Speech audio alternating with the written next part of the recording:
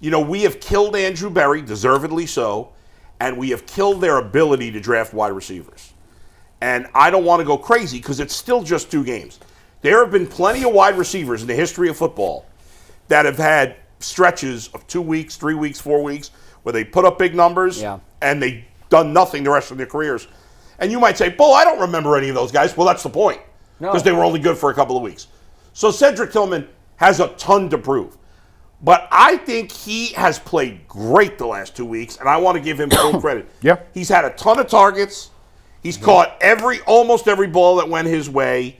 And we have, pissed on this guy, to be honest. And finally, again, way more to prove. I'm not saying it's done. But the last 2 weeks, this guy's looked like a legitimate NFL wide receiver. You thought when they got him, he'd be a guy they could go to the end zone with. And he did it twice. He's a big guy.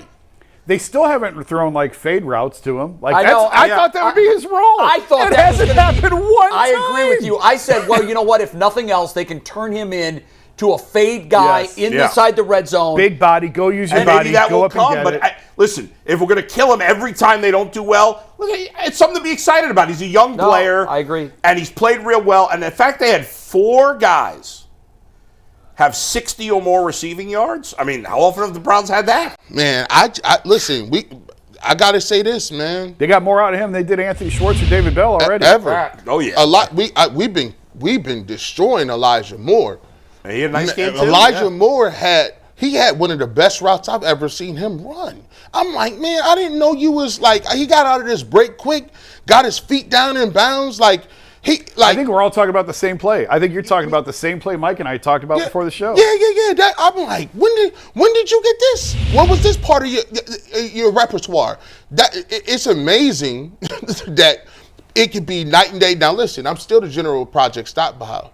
Just because I'm Big Circus don't mean I changed that over. You got project a lot of names. Yeah, I got a lot of them, man. Duke and Knee Jerk still too. Don't get it twisted. Champ. Yep. I need all the kind of T-shirts. We can't move no T-shirts until y'all win 3 more games. I need 3 more games. Well, we made Kool-Aid after 1. We got Kool-Aid. We moving. It's small incremental steps. But I will say this: they still need some receivers. But now I'm interested in seeing who can really play or not. Because now it's evaluation time. Yep. We thought, I'm like, dang, what is Njoku talking about? All of a sudden, Njoku make 2 great catches in the game. And when you see the chart spread out, 5 catches, 8 catches, this many targets, I'm like, well, listen, we might got a little something here. Y'all might get excited. I might start preaching like Winston if y'all keep doing your thing. This is crazy. His mega church is going to have huge attendance on Sundays. Whenever when he's done playing. Hopefully the church, it will be Cleveland Browns Stadium. He will definitely. he is moving in that televangelist He's gonna have a mega road church. there. Yeah, the Jameis Winston. Yeah. The famous Jameis Winston mega church is going to be my guess. when that lady was asking him the questions before I got to say, I laughed very hard. And she handled it fine. She really goes, well, there you have it. The message is clear. He's relying on God today. And in the end, Jesus, he was right. Jesus saves. He was like, I was like, this is crazy. And then he came out and delivered. Keep delivering, man. Whatever works for you, dog. Hey. Did you guys see the parody? I think I asked this last week. The knockoff on the Jameis Winston interview where he said he was praying, where Deshaun was doing all the right things, and he said there was a guy that was imitating it, and he killed it. But one of the things that made me laugh was I'm praying for that man's legs. I'm praying for them legs. I was dead. That is pause-worthy. That is crazy. Yeah, that is kind of a pause. You can't, given the situation, that is wild. Praying for legs? He was praying for legs. This is what. See, this is why. So many different ways you can go with that. I mean, it's in all of them. He went the pause way. Yeah. Listen, how many more games? I'm gonna ask y'all this question. I mean, last year it took y'all how many games to get on the Flaccavelli train? 2. How many games? Took me more than that. You were really. You still weren't on board at the end of the year. Get him out of here. Jason, Jason Lloyd's, his skeptical eyes, he'd be almost asleep. It'd be like this many slits in his eyes. You want me to throw a grenade on you? Yeah. You want me to throw a grenade on you? I was just about to say, before you do it, Yeah. Jason is about to say something, and if I think I know what it is, I agree with it, that will get these guys very angry, and most of the fan base angry. So please do it. There it is. Here we go. Set it up. At 12:40 with 20 minutes left in the show, I would trade Jameis today if I could. I'd trade him today. But now listen, it's the same guy that was like, "Oh, Flacco. Who needs a quarterback? Quarterbacks are overrated." Trade deadline's a week away. I'd trade him today. You give me a third-round pick, gone. I just got my Pack his bags. I'm sitting gone. here fiending. I said 4,500. That man just threw 330. Is that what you thought he was That's gonna say? Yes, I do. wild. And you agree? I do agree. Jay, I agree with something you've been Oh saying my forever. God. You're dead inside. You are so dead and cold You and just dead. ripped my soul out a You know little what? bit. And it's funny because it might be the smart move. Yeah, it is the smart move. Hey, but wait here's till- the thing, and I know that you make a great point. Who wants to win 7 or 8 games? Me! That's the last place This you wanna guy! be. But you know what? I'm on a Me! week-to-week plan. I get I'm it. 59. I'm on a week-to-week plan. Give me experiences. Give me exciting That's- games that I'll bro. remember. Give me the Jets game from last year. Give me yesterday. If we don't get the whole ball of wax this year, it's 59 years in a row that we haven't. Hey, you're not ready to have I get you're it. not ready to have the Nick Chubb conversation. No. Trade deadline's a week away. No. You ready for the Nick Chubb No, I don't want that. I want no parts of it. I get it. He has no trade value unless you trade and sign. From a just brain standpoint, it makes sense in theory. But sports is about emotion. That's why we love it. Yeah, and emotionally, it would be terrible to here's do. why it They're won't not. I don't happen. think they're going to do it. But Jimmy's building a stadium that he's going to charge a lot more for Yeah, tickets oh, yeah. for. Okay? And Jameis and Nick Chubb ain't going to be in it. They're not going to be in it, but I've never seen a fan base hemorrhage as much as I've seen the Browns fan base hemorrhage. Because usually that's your team, you ride or die. Yeah. But I remember when they signed Jameis Winston, never before had I ever seen so many Browns fans say, "I'm officially done with you guys.